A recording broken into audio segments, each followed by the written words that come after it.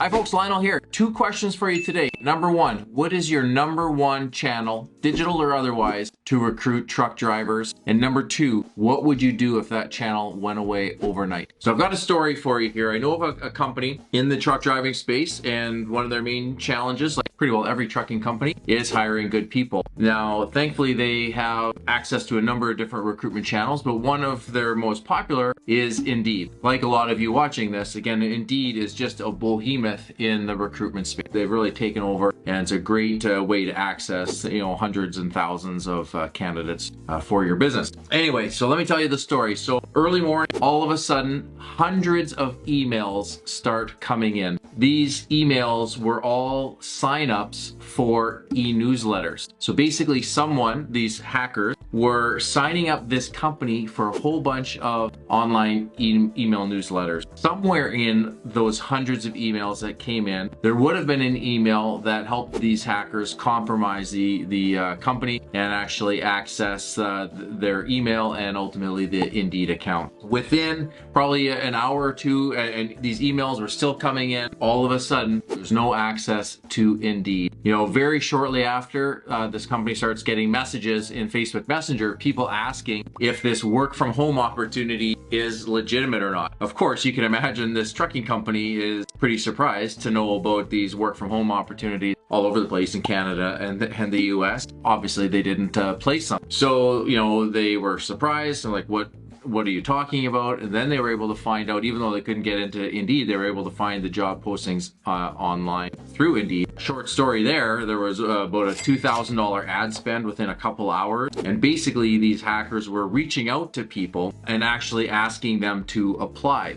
And I'm sure they were looking for those people's personal information, which is pretty scary. And even scarier actually when we talking about the types of people that were being reached out to. These were all young females as well. So who knows what was ultimately actual scam behind the hackers' motives here. But anyway, this is quite a common hack, unfortunately, and hackers are like squirrels. They've got nothing but time to be able to try and get into your house, right? So definitely, again, it was a really terrible situation. So from my understanding of the situation, Indeed was super fast to react once this company was able to contact a rep at Indeed. So basically, suspended the account, cut off all of the billings. From my understanding, they refund payments right away. So again, they did everything they could, and this isn't their fault. Again, there's just all of these hackers, with nothing better to do but to try and disrupt our businesses, right, and get people's information. At this point, the account was suspended, and the company no longer had any applications coming in from Indeed, which again was one of their top channels. Basically, it sounds like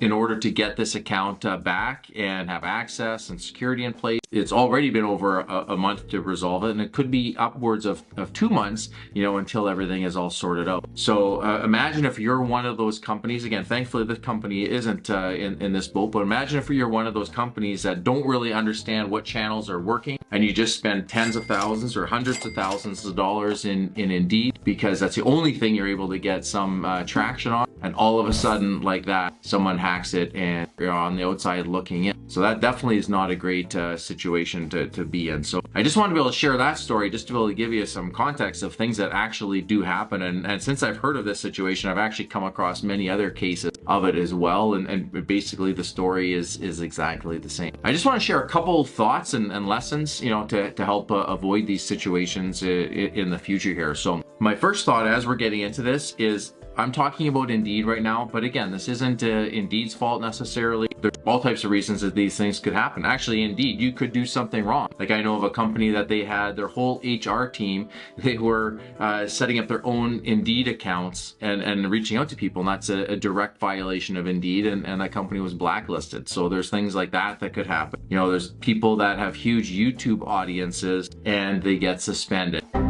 I'm in Winnipeg, and I know lots of local makers here. where they've had their Instagram accounts hacked. So these things all can happen. So really keep that in mind. I know it doesn't seem like it when you're operating on a day-to-day basis, but really these things can happen at a moment's notice, right? And they're always very, very difficult to be able to sort out. And sometimes you just have to scrap it and start over, which isn't great. Okay, so those stories really shed the light on the importance of what I'm talking about here today. And I do have, again, a couple points that I want to be able to share out. But the first point is don't put all of your eggs in one basket. This is a really, really important thing. It's great if you have one channel that's hyper performing, but again, it could be turned off at any time. Keep this saying in mind, don't build your house on rented land. And keep in mind, if you're on Indeed, you're on Facebook, you're on YouTube, you're on Google, these are all lands that are owned by other people, right? They're not our properties, they're somebody else's, and we're building our homes on rented land. But make sure, again, that you are very diversified and you have lots of channels that are operating, right? So in a case where if Indeed gets turned off, you can ramp up Facebook, ramp up Indeed,